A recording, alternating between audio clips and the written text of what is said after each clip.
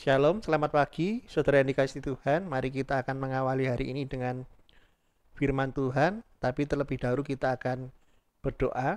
Saya akan berdoa untuk memulai hari ini. Bapa, terima kasih buat penyertaan-Mu sepanjang malam hari Tuhan. Terima kasih karena Kau sudah berikan kami kehidupan buat pagi hari ini. Hamba-Mu berdoa, biarlah dalam segala keterbatasan kami Tuhan, kami bisa berjalan bersama kuasa-Mu yang tidak terbatas Tuhan. Kami serahkan kehidupan kami Tuhan di dalam tangan-Mu. Di dalam nama Yesus kami berdoa. Amin. Puji nama Tuhan. Saudara yang dikasihi Tuhan, pagi hari ini kita akan sama-sama belajar firman Tuhan. Saya ajak saudara untuk membuka dalam 2 Korintus 10 ayat 1 sampai dengan ke-11, saudara. Perikopnya ialah sikap Paulus. Aku Paulus, seorang yang tidak berani bila berhadapan muka dengan kamu, tetapi berani terhadap kamu bila berkejauhan. Aku memperingatkan kamu demi Kristus yang lemah lembut dan ramah. Aku membina kepada kamu, jangan kamu memaksa aku dan menunjukkan keberanianku dari dekat. Sebagaimana aku berniat bertindak keras terhadap orang tertentu yang menyangka bahwa kami hidup secara duniawi. Memang kami masih hidup di dunia, tetapi kami tidak berjuang secara dunia. Ayat 3 ini menarik, saudara. Memang kami hidup di dunia, tetapi kami tidak berjuang secara duniawi. Karena senjata kami dalam perjuangan bukan senjata duniawi, melainkan senjata yang diperlengkapi dengan kuasa Allah yang sanggup untuk meruntuhkan benteng-benteng. Kami mematahkan setiap siasat orang yang merubuhkan setiap kubu yang dibangun oleh keangkuhan manusia untuk menentang pengenalan Allah. Kami menawan segala pikiran dan menaklukkan kepada Kristus. Dan kami siap sedia juga untuk menghukum setiap kedurhakan bila ketaatan kami telah menjadi sempurna. Tengoklah yang nyata depan mata kamu. Kalau ada yang benar yakin bahwa ia adalah milik Kristus, hendaklah ia berpikir di dalam hatinya bahwa kami juga adalah milik Kristus sama seperti dia. Bahkan jika aku berlebihan bermegah atas kuasa yang dikaruniakan Tuhan kepada kami untuk membangun dan bukan untuk meruntuhkan kamu, maka dalam hal itu tidak akan mendapatkan malu. Tetapi aku tidak mau melihat seolah-olah aku menakut-nakuti kamu dengan surat-suratku. Sebab kata orang, surat-suratnya memang tegas dan keras, tetapi bila berhadapan muka, sikapnya lemah dan perkataannya tidak berarti. Tetapi hendaklah orang berkata demikian menginsafi bahwa tindakan kami bila berhadapan muka seperti perkataan kami dalam surat-surat kami bila tidak berhadapan muka. Amin. Puji nama Tuhan. Saudara yang dikasihi Tuhan, surat tentang sikap Paulus ini menarik, saudara. Terutama di pasal 3 dan pasal 4, di ayat 3 dan ayat 4. Dikatakan, saudara, memang kami masih hidup di dunia, saudara.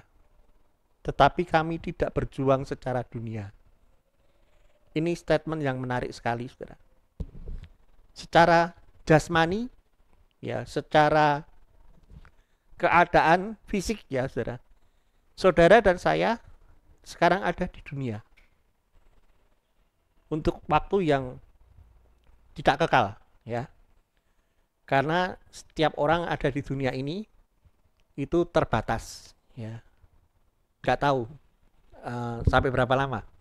Tetapi tidak ada orang yang tidak pernah meninggalkan dunia ini. Itu ya, selama saya hidup, saudara. Dan saudara harus tahu bahwa yang Tuhan katakan kita masih hidup di dunia ini, kita harus mensyukuri ketika setiap kita membuka mata kita dan kita masih diberi kesempatan untuk hidup. Tetapi Tuhan juga katakan apa? Jangan kita mencintai dunia ini dan segala isinya. Ya, itu jelas, saudara. Kita harus berkarya, iya. Kita harus berbuah, iya. Kita harus mensyukuri, iya.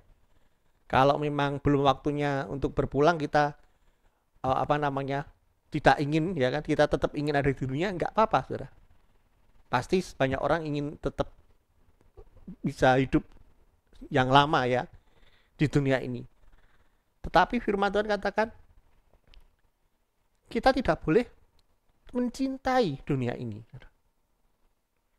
Yang jadi masalah adalah banyak orang percaya yang mengaku percaya, mengaku orang Kristen, tetapi hidupnya sangat mencintai dunia ini, saudara.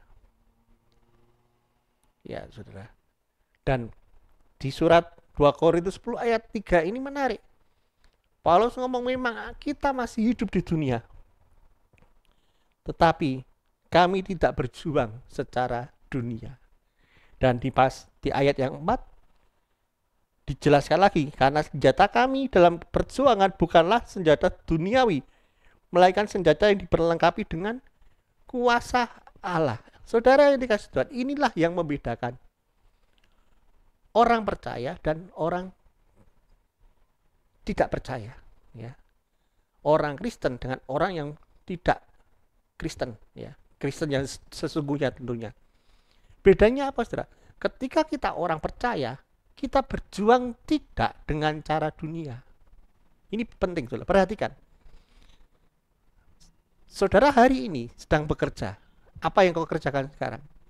Saya mau bertanya kepada saudara, apakah hari ini engkau memakai cara dunia?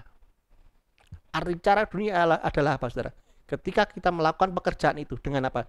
Dengan campur tangan manusia, dengan kekuatan manusia.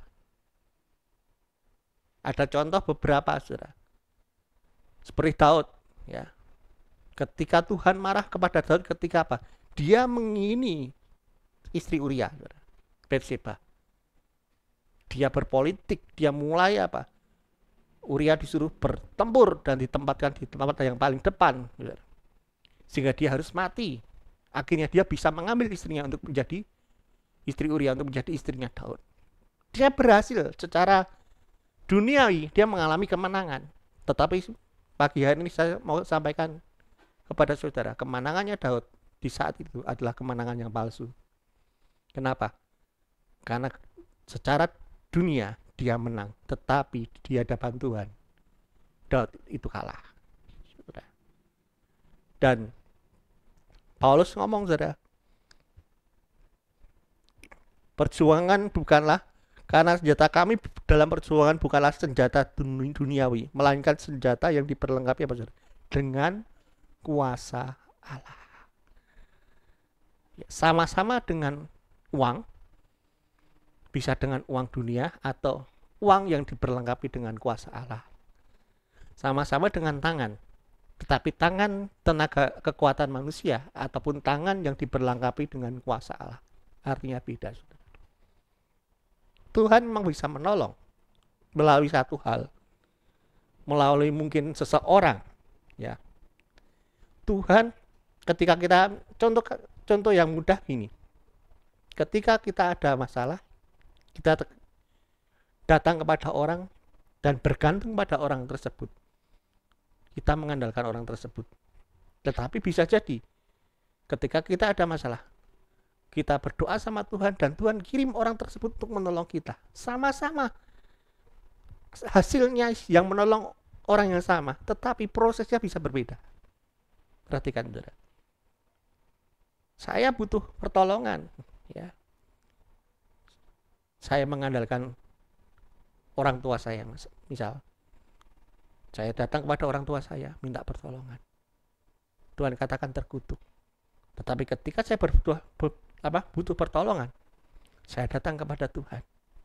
Tiba-tiba Tuhan kirim orang tua saya untuk menolong saya. Sama-sama yang nolong orang tua, tetapi prosesnya berbeda. Kenapa? Prosesnya ini diperlengkapi dengan kuasa Allah. Itu yang membedakan, saudara. Saudara harus tahu pagi hari ini, itu yang membedakan antara orang benar dan orang fasik. Dan Paulus dengan tadi surat 2 Korintus ini jelas, saudara, mengatakan yang penting apa? Caranya, saudara. Meskipun kita hidup di dunia, tapi cara kita bukan cara dunia. Meskipun kita hidup natural, tetapi cara kita bisa cara supranatural. Puji nama Tuhan, biarlah pagi hari ini firman Tuhan memberkati saudara. Saya undang saudara untuk kita sama-sama berdoa menyiapkan hari ini. Terima kasih Bapak, penyertaan-Mu dalam kehidupan kami sebagai orang percaya. Dan aku berdoa Tuhan, biarlah setiap dari kami tahu bagaimana proses yang harus kami ambil, saudara.